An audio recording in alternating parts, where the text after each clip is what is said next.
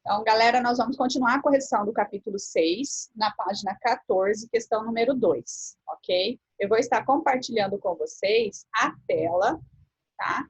Para a gente estar aí seguindo a ordem da apostila certinho. Ela não é muito nítida a imagem.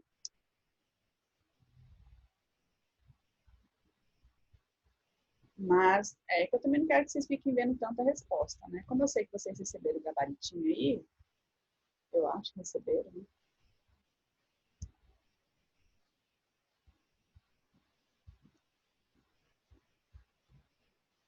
Vou tentar ampliar um pouquinho mais.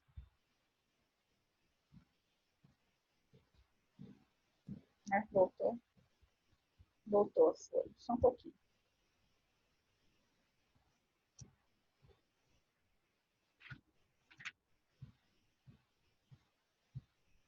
Não, foi para frente. Oh, Jesus.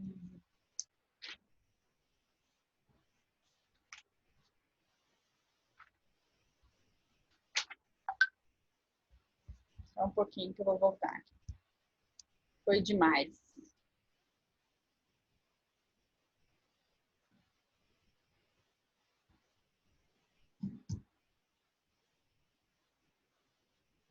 Ali, eu vou na ordem que está aparecendo aqui para mim, tá? Eu vou perguntar para as pessoas que estão com a câmera ligada, que para mim interagir fica mais fácil, tá? Deixa eu ampliar um pouquinho mais, fica mais nítido um pouquinho.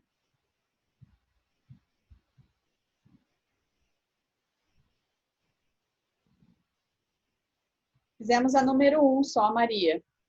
A número 2 nós não chegamos a responder, que não deu tempo. Por isso que nós vamos para a número 2 dessa página, ok? Natan, vou começar com você, tá? Vou liberar o seu áudio. Ó, a imagem não fica nítida aqui, então por isso que nós temos que conversar a respeito das respostas de vocês. Só um momentinho, Natan, que eu estou liberando seu áudio. Áudio liberado. Natan, eu vou fazer a leitura da pergunta, tá? Porque tem gente que se encontra sem o material. E depois a gente vai debater um pouquinho sobre a resposta, beleza? Fala um oi aí para ver se está saindo seu áudio. Oi. Beleza. De acordo com os experimentos de Louis Pasteur, explique a ausência de micro-organismos no extrato de carne presente nos frascos do pescoço de cisne e o crescimento de micro-organismos no extrato de carne presente nos frascos que tiveram gargalo retirado. Como que você colocou a sua resposta, Natan? Os micro-organismos não conseguiam chegar ao extrato, ou seja, o ar não conseguia chegar ao extrato devido ao pescoço de cisne. E, consequentemente, os micro-organismos não chegavam ao extrato e não se reproduziam, pois vida surge apenas da vida. Enquanto o extrato foi retirado, basicamente o ar conseguiu chegar até o extrato e, consequentemente, os organismos se reproduziram e aí a vida surge da vida. Mesmo, seu raciocínio está certinho. Aqueles frascos que continham o pescoço de cisne, o gargalo pescoço de cisne, eles dificultavam que a entrada dos micro-organismos a chegar em contato com esse substrato, que era aquele caldo de carne. Então, como não tinha contato, não existia proliferação de nenhum tipo de micro-organismo. Aí, após a retirada daquele gargalo do pescoço de cisne, o ar ficou mais em contato com os substratos, fazendo com que os micro-organismos alcançassem de forma facilitada, né, aquele caldo, aquele substrato. E isso ocorreu o quê? A proliferação de micro-organismos. Muito bem, Natan, muito bem. Alguém tem alguma dúvida? Pode estar aí erguendo ou colocando no chat, gente. Fica mais fácil olhar quem está com a câmera aberta, assim, para me saber. Duda, tem alguma dúvida? Não? Beleza. Então, vamos passar para o próximo. Ali na página 15. José, dá para acompanhar? Posso abrir o seu áudio? Não? Tranquilo. Não vou forçar ninguém a participar, tá, galera? Duda, posso abrir o seu áudio para você fazer a explanação da sua resposta, da número 1 da página 15? Pode? Ah, beleza. Só um pouquinho que eu estou abrindo o seu áudio. Só um momentinho. Aí, consegue me ouvir? Agora te ouvi, gatinho. Então, vamos lá. Tá bom. Eu vou fazer a pergunta e aí, em seguida, você fala a sua resposta e a gente vai dando uma explanação em cima disso, ok? Tudo bem. Logo que se formou, o planeta Terra não apresentava seres vivos. Pensando nas formas de vida que existem hoje, responda aos itens a seguir. A primeira aí, a letra A, Duda. Que componentes do ambiente fundamentais aos seres vivos não eram disponíveis à época de formação do planeta? O que você... Tá. Eu coloquei aqui assim: oxigênio, dióxido de carbono e água em quantidade favorável para o desenvolvimento da vida. Isso, existia a ausência, principalmente, a gente não precisa nem falar tanto do dióxido de carbono, a gente pode falar que principalmente a ausência da água líquida e do oxigênio eram dois fatores dois fatores primordiais para que haja vida. E isso não existia na formação do nosso planeta. Sua resposta está certa, tá, Duda? Você colocou um pouco mais de componentes. A letra B fala assim, ó, em relação à Terra primitiva, ou seja, a formação da Terra, quais alterações foram necessárias para o surgimento da vida? O que você colocou aí, Duda? Peraí que você bloqueou, ou eu bloqueei, peraí, eu preciso desbloquear você. Só um momentinho. Tá, eu coloquei assim: os gases lançados para o exterior por meio da atividade vulcânica formaram a atmosfera primitiva que continha também vapor da água. Com o resfriamento do planeta, esse vapor se condensou e chegou à superfície em forma de chuva. Exatamente, resposta perfeita. Tranquilíssima a sua resposta. Muito obrigado pela sua participação, Duda. Por nada. Alguém tem alguma dúvida, Natan? Tá tranquilo até aí?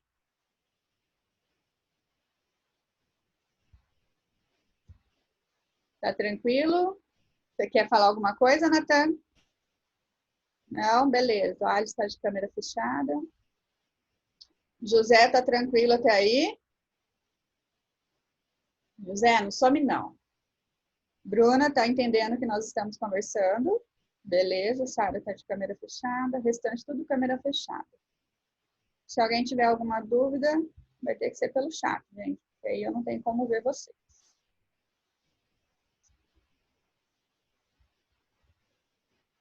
Deixa eu ver se tem alguma pergunta no bate-papo. A resposta da B, Vinícius. Ele fala assim, ó, a gente tem que pensar, Vinícius, lá na formação do planeta, que é a Terra primitiva. Ele pergunta quais alterações foram necessárias para que houvesse esse surgimento de vida.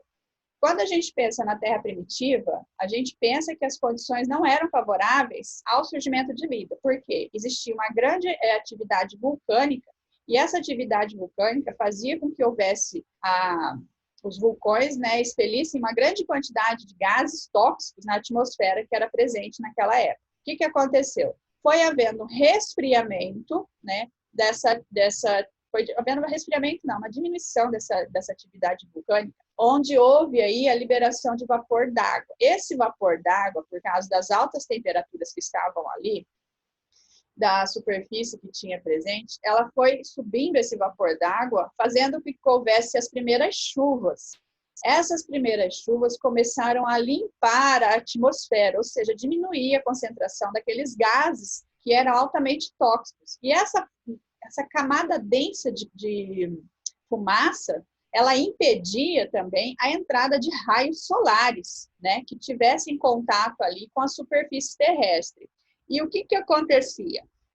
Com o resfriamento, após essa chuva, né, com o resfriamento do planeta, esse vapor se condensou e começou a ter chuva simultaneamente, ou seja, foi limpando-se cada vez mais a atmosfera. Após um tempo, esse resfriamento, houve uma queda brutal da temperatura, começando aí a era glacial, que a gente fala, né? Só um pouquinho aqui que eu tô... E o que aconteceu? Com a presença dessa era glacial aí, após bom, só que assim, né? Anoiteceu água líquida e amanheceu água sólida. Não foi assim. Foram longos períodos dentro da história até chegar a isso. Limpando a atmosfera, proporcionando a entrada de raios solares, houve uma modificação daquele componente que estava na água líquida, que eram os seres quimiosintetizantes, passaram a ser de forma mais complexa, né, a presença dos seres inorgânicos, das moléculas inorgânicas e a formação das moléculas orgânicas complexas proporcionaram o aparecimento da vida, como através dos seres fotossintetizantes. Por quê? Os fotossintetizantes fazem o quê? Eles consomem o gás carbônico e liberam o oxigênio, havendo uma modificação tremenda na atmosfera, ou seja, diminuindo a concentração de gás carbônico, aumentou-se a concentração de oxigênio. E a proporção de oxigênio que começou a ter na nossa atmosfera proporcionou o surgimento da vida com maior facilidade. Entendeu, Vinícius? Eu não dei a resposta para ficar copiando, aí você formula a sua resposta, combinado? Natan, eu vou voltar em você, porque só você e a Duda que estão com a câmera ligada, e eu não posso ver os outros, tá? Deixa eu só ver a pergunta ali. Beleza, Vinícius. Natan, eu vou ativar o seu áudio aqui novamente. Só um momentinho. Aí, Natan. A número 2 fala assim, ó, atualmente a hipótese mais aceita para a origem da vida é da evolução química, qual que é a evolução química? É a transformação dos elementos inorgânicos em elementos orgânicos mais complexos, certo? E de acordo com ela, modificações lentas e graduais nas substâncias químicas existentes na Terra primitiva originaram compostos orgânicos. Com base nessa hipótese, pode-se afirmar que os seres vivos surgiram de substâncias orgânicas? Justifique a sua resposta aí. Natan? Estava pensando.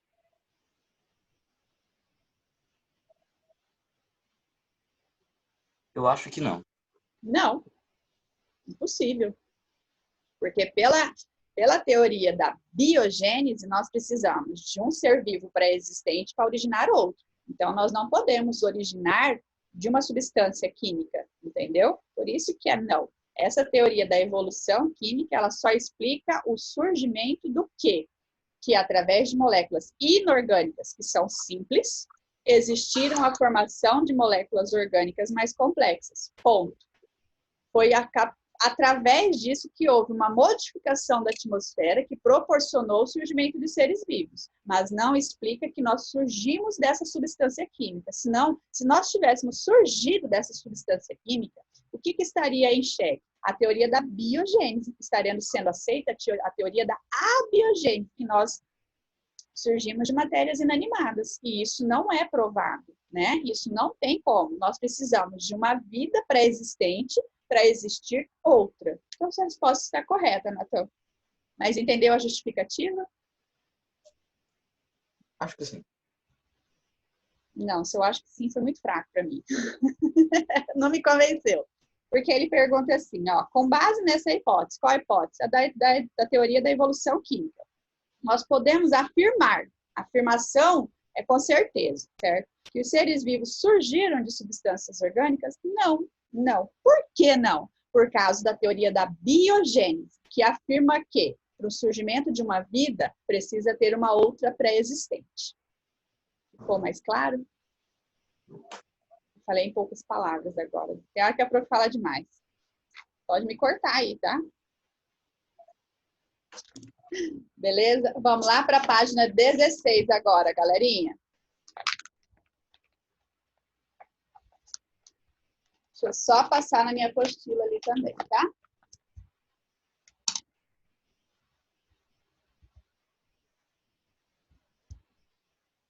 Na página 16, Duda, eu vou pegar você, tá? Para fazer a número 3. Deixa eu abrir o seu áudio. Pronto. Pronto. Olha lá, Duda, é uma pergunta do Enem, muito interessante. Em certos locais, larvas de moscas criadas em arroz cozido são utilizadas como iscas para a pesca. Alguns criadores, no entanto, acreditam que essas larvas surgem espontaneamente do arroz cozido, tal como preconizado. Preconizado é precocemente, tá? Pela teoria da geração espontânea. Essa teoria começou a ser refutada, ou seja, não mais aceita, pelos cientistas ainda no século XVII, a partir dos estudos de Reid e Pasteur, que mostraram experimentos que... Eu marquei a letra C. Pode ler para nós. Tá. Ser vivo é o mundo e reprodução, dos seres, de outro ser vivo pré-existente. Exatamente. É em cima disso aí que a teoria da abiogênese foi refutada. Não tem como nós surgirmos de uma matéria inanimada ou simplesmente de uma substância se não tem vida. Então, nós precisamos de uma vida pré-existente para poder originar outra. Muito bem, Duda, muito obrigada. Por nada. Natan, voltando a você aí. Vou abrir o áudio.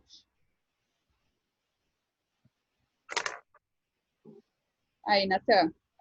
A número 4 fala assim, ó. O mapa conceitual, que é esse aí que está aberto, né? Abaixo da questão aí, são diagramas que representam o relacionamento existente entre conceitos e ideias. Eles são formados por caixas de palavras-chave conectadas por setas e frases de ligação. E entre suas funções está de se auxiliar os estudos, tá bom? A seguir, há um mapa conceitual incompleto que relaciona as teorias da abiogênese e da biogênese e preenche os espaços em branco com os termos teoria da abiogênese, teoria biogênese, força vital e reprodução. Eu comecei ali a seta, eu não, né? O livro começou ali a seta, ó. Eu tenho origem da vida, aí ele colocou lá, antigamente, a experiência pela e a atualmente explicada pela. Esse lado esquerdo, você colocou o quê? A biogênese? Isso. Foi substituída pela? Biogênese. Isso. Aí a teoria da abiogênese, cujo princípio é a? Reprodução. Oi? Pera, da direita ou da esquerda? Não, da abiogênese. Ah, tá. Força vital. Isso, força vital. E a teoria da biogênese, cujo princípio é a? Reprodução. Exatamente, Natan. Duda, vou voltar a você ali na número 5 da página 17. Tá bom. O microfone já está ativado. Beleza, ótimo. Eu tenho uma ilustração aí a seguir que representa um processo vital que pode ocorrer com as esponjas do mar, certo? Era para observar atentamente e em seguida responder. Eu tenho aí a esponja, um broto, uma nova esponja e uma nova esponja desenvolvida ali. Considerando-se o conceito de reprodução visto no capítulo, o processo vital representado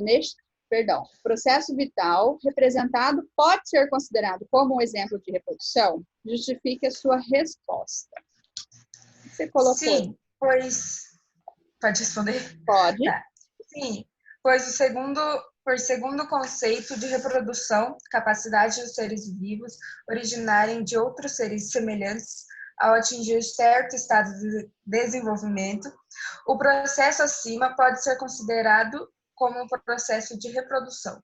Exatamente, Duda, tá certinho. Como nós temos a presença aí de uma esponja, ela já está indicando a presença de um ser vivo. Para ela poder originar outro, ela tinha que estar ali presente. E como a esponja, ela é um tipo de ser vivo que origina outro através do brotamento, é um brotinho que depois desgruda do ser da mãe, caindo no substrato, que seria ali o coral, né?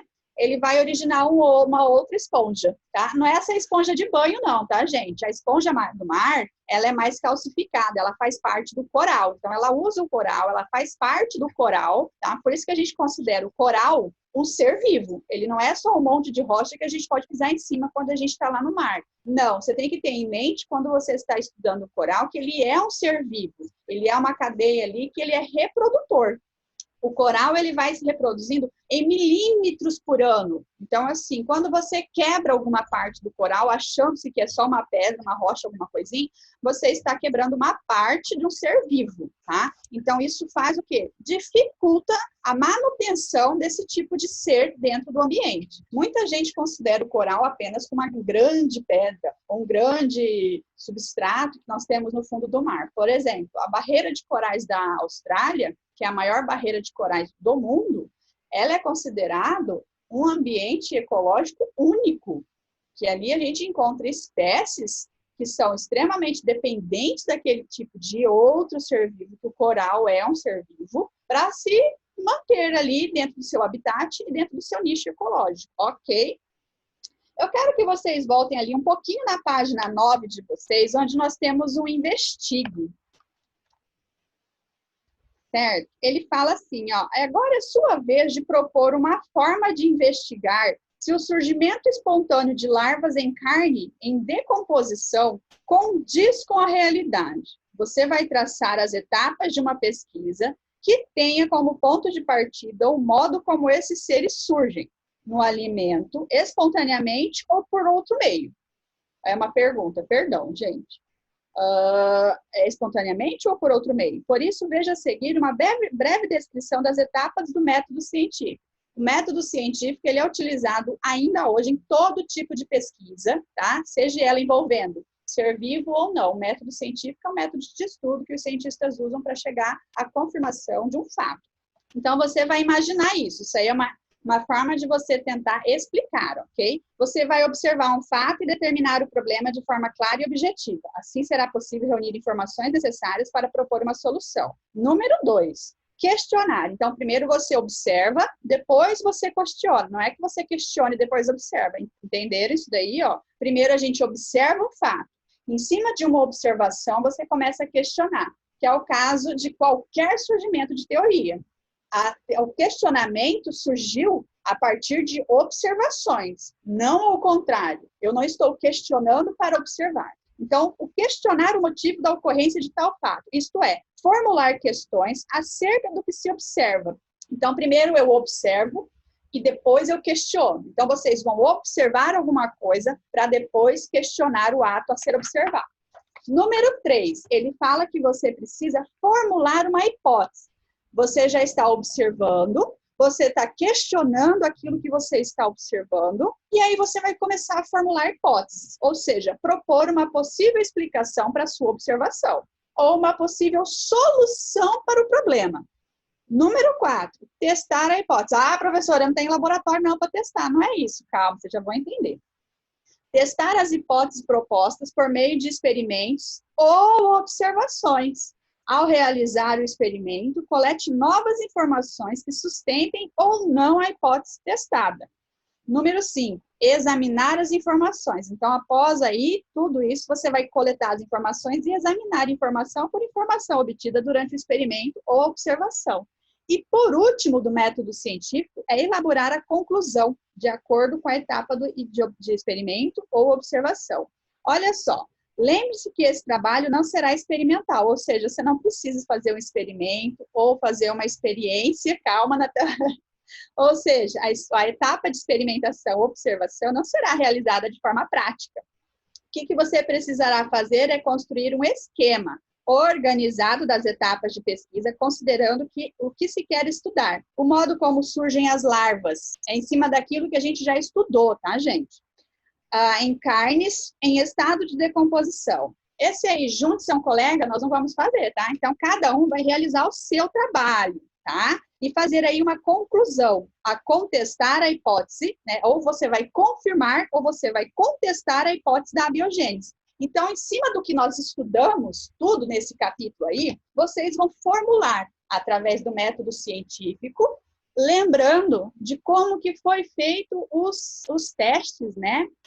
Os experimentos sobre a formação de larvas, o surgimento de larvas. Gente, pelo amor de Deus, não vai pegar um pedaço de carne em casa, colocar no vidro e falar que a professora mandou fazer experimento, hein? Está sendo gravado aqui, hein? Não estou mandando ninguém fazer na prática, hein? É só para fazer de forma em cima do conhecimento adquirido. Compreenderam?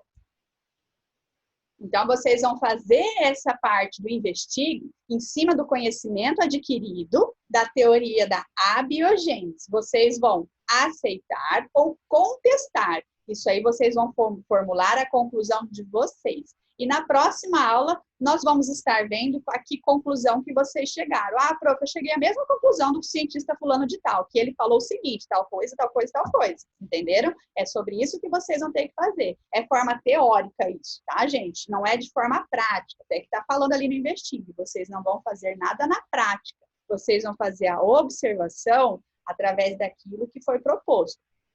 Prof, eu posso pegar um vídeo no YouTube que mostra a experiência? Com certeza. Isso vai enriquecer a observação de vocês para vocês estarem questionando e formulando as hipóteses para aí chegar a uma conclusão. Fica muito melhor. No YouTube está recheado de vídeo dessa experiência da biogênese, tá, gente? Pode falar, Natan. Você consegue liberar o seu áudio? Tenta aí. Não? Espera aí que eu vou liberar o teu. Professora? Pode falar. Bem, quando nós estamos com o cobertor, ele isola o calor. E dessa forma ele não sai, ou fica mais difícil de sair, né? Não entendi, Natan. Não, pera. Tô falando errado. Professora, Quando um indivíduo está quente mais do que o outro, é normal que o indivíduo mais quente transmita seu calor ao indivíduo mais frio, Sim, né? sim. Então, então o tocha humana, ele sentiria frio ao invés de calor? Como? O tocha humana é um homem que pega fogo por inteiro e ele não sente dor, mas ele sentiria frio ou calor? Mas isso existe um humano que não sente dor desse jeito? Que pega fogo? Não, é que, tipo, uma pessoa pegando fogo, ela sentiria frio ou calor? Ela sentiria primeiro muita dor, Natan. Ela nem sentiria a sensação do calor em si. A primeira ativação no cérebro nosso é a região de dor, porque as terminações nervosas dela estariam entrando em colapso. Ela não, na verdade, ao ponto do queimado, ele não entende o que está acontecendo, porque ele não sente o calor do fogo, ele sente a dor da queimadura, porque as terminações nervosas estão espalhadas pelo corpo, então ele não vai sentir o calor em si. Tanto que os relatos de autópsias de pessoas que são mortas através do fogo, constata-se a liberação de adrenalina, que eles não sentem o calor, eles morrem pela dor, que é demais. Aí a descarga elétrica de adrenalina no coração é muita, o que leva a fazer um infarto fulminante. Não sei se é isso, porque eu não entendi muito a pergunta. Não, obrigado. É porque, assim, quando a gente tem algo mais quente ou mais frio, a dissipação de calor é de um corpo para o outro, isso aí é física. Entendeu? Por exemplo, eu tenho uma garrafa d'água. A minha mão está mais quente. A garrafa está gelada. Eu vou passar o calor da minha mão para a água, entendeu? Não é o frio da água que vai passar para a minha mão. É dissipação de calor. Respondido ou não respondido? Respondido. Respondido? Então tá bom.